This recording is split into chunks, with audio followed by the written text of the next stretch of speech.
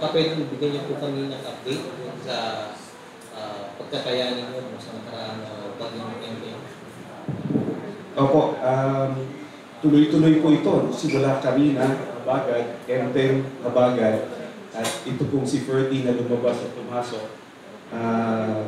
Ito po ay halos pare-pareho sila ng nature. Although dito po sa Metro Manila, hindi tayo masyadong nasalanta pa nitong huling bagyo at ng epekto nito. Pero sa ngayon po, patuloy yung ating pagmomonitor, pagko-coordinate sa ating mga lokal na pamahalaan.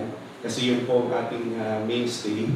At hindi po tayo nagbaba ng ating, we did not lower down our guard para mas matutukan po natin yung pangangailangan dahil bukod po dun sa mismong weather disturbance ay meron po itong dala-dala na marami pong ulan. And dito po sa mga areas, kagaya po dito sa western side ng kapuluan natin, sa eastern side din, at dito po sa hanggang dito po sa western Visayas hanggang western Mindanao, medyo po hindi po walang patlang yung pag-ulan at yun nga po, pinapanawagan namin patuloy yung paghahanda at pagiging alerto ng ating publiko.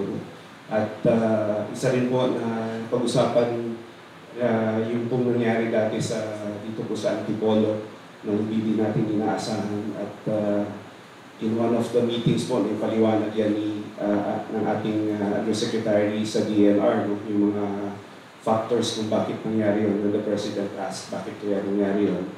At sa amin po sa Office of Civil Defense, we continue to engage our local government units.